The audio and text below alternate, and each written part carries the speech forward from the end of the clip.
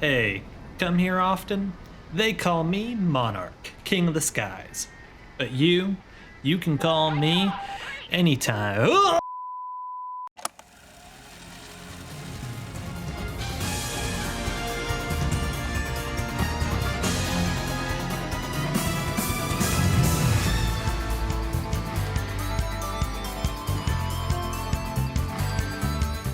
A while back, I fell pretty hard while longboarding. I scraped up my elbows and palms. PC gaming was possible, but a slight constant pain made it pretty unappealing. Enter Project Wingman. I'd seen videos on it, and holding a controller didn't really hurt at all, so figured I'd give it a shot. And y'all, I think they laced this game with something because I'm addicted. This is my new default game. Whenever I run out of other games to play or when I just want to turn my brain off for a little bit, Project Wingman is my new go-to. This game does a lot right, but there's one aspect that stood out to me, a secret to success that's becoming more and more rare in popular media. Let's get flying, shall we? After all, we've got feds to fight. For those of you who haven't played Project Wingman, shame on you. Go do it. Just kidding, here's the crash course. Project Wingman is an arcade flight game, made by a team of 3 extremely talented people. There's not a single aspect of this game that the devs fail at. Don't get me wrong, not everything in here is a 10 out of 10, but even its worst aspects are pretty good. Take the dialogue and voice acting, for example. There are some real standouts, but overall, there's nothing incredible.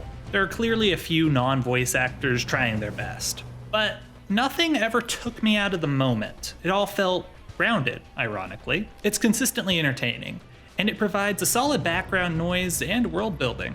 Do not count days. Do not count miles. Count only the number of feds you have killed. Go!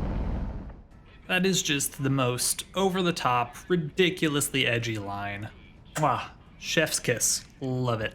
Same thing can be said for the character writing. You don't get in-depth, thought-provoking character arcs, but you get a cast of characters with distinct personalities. These characters range anywhere from pretty alright to pretty freaking fun. Crimson One and Prez are in that second category. If you've played Project Wingman before, then you know why Crimson One is so memorable. And if you haven't played Project Wingman yet, then I won't spoil it, but trust me, you'll understand what I mean. And then there's Prez, aka President, aka the love of my life. Prez is your character's WSO when you're in a 2-seater plane, and she's just this lovely cinnamon roll who couldn't hurt a fly. Piss off, you yuppie. Eat my ass, Galaxy. That's right, you better get out of my radar range. Run! Okay, memes aside, I genuinely like Prez as a character because she perfectly fixes one of my major video game pet peeves. Monarch, the player character, is a silent protagonist. Silent protagonists aren't a bad thing. They make it a lot easier to self-insert, and generally they serve narratives like this well. But my problem with silent protagonists comes from when another character will address the protagonist, and the protagonist just doesn't respond, and everybody acts like that's normal. Have you got that? Say you've got it. Say something. Like in this game, your wingman will check in, and it makes sense that you'd respond and do the same in that situation, and yet you remain silent and they just continue on anyways. But if you have Prez with you, she fills in that dialogue. Hitman 1, Monarch and Prez, ready to roll. Which means you can keep your silent protagonist without drawing attention to the fact that he is in fact a silent protagonist. The world itself is also pretty interesting in Project Wingman. It's post-apocalypse, but it's far enough from that apocalypse that society has been completely rebuilt. Therefore, it's an interesting hodgepodge of the familiar and the strange. Like, I'll be flying over the western side of the United States, but then people will get on the radio and start talking about the Dust Mother, some deity that I don't think they ever really elaborate on. Or I'll be flying in what appears to be a regular F-14, but it only costs about as much as a nice car, and it holds hundreds of missiles. It's kind of like they wrote the first draft of the script with just a normal modern day setting, but then they gave that script to some insane person who went to town on the final draft. Personally, I love this writing style. I find it very entertaining, and I bet you would too, since if you made it this far into my video, you clearly don't mind scripts that were written by the insane. So that's all the average to above average aspects that this game brings to bear. But let's get to where this game soars. Literally. Gameplay. Planes are butter smooth to fly and controls are responsive. There's also a satisfying learning curve. I remember the first mission taking me a while the first time through, just trying to get my head wrapped around the controls and the best way to tackle objectives. But now when I try that mission again, I breeze through it at supersonic speed. Objectives are generally as simple as lock onto target, press B, target, go boom. But it's the context of what those targets are that keep me interested. You like battleships? How about land battleships?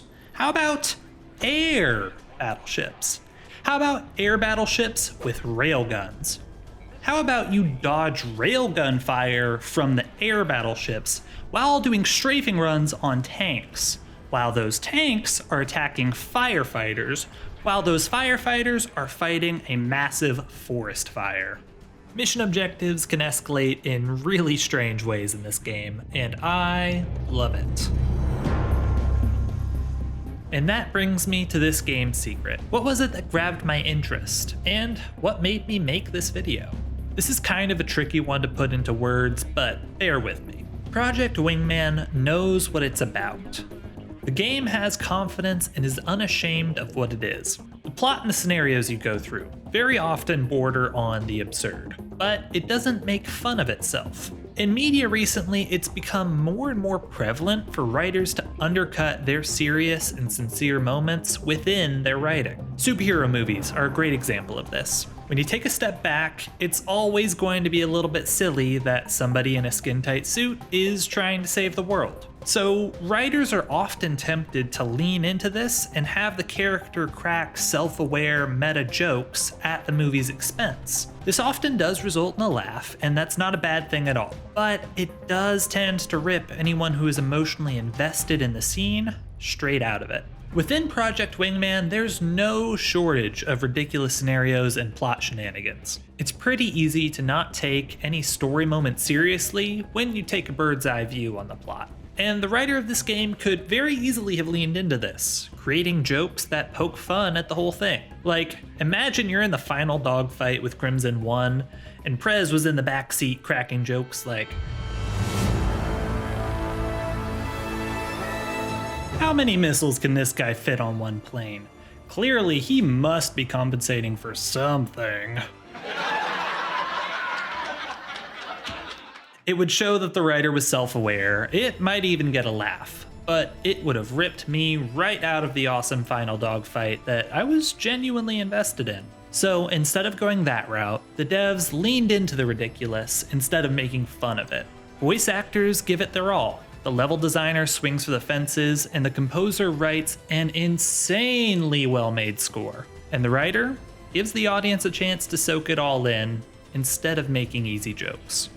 Project Wingman is an awesome game that accepts its story is a bit silly, but it rolls with it anyways. The devs allowed people like me to get invested in the plot, but also gave those who didn't care about the story an awesome experience too.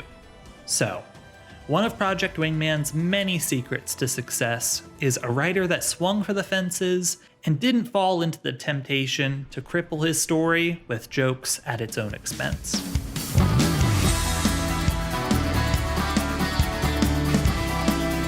Thanks for watching.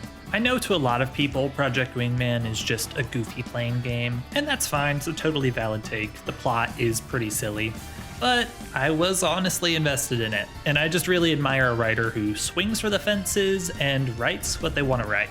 Y'all, we're getting really close to 1,000 subscribers, and I am so grateful. As always, hitting subscribe and like helps small YouTubers like me a lot. So does hitting the recommended video that's on screen right now. Thanks again. Hopefully I'll see you again soon. Listen, gamer, I am sorry. I have lied to you once again. The real secret to this game's success is Prez. I am down so bad. Please help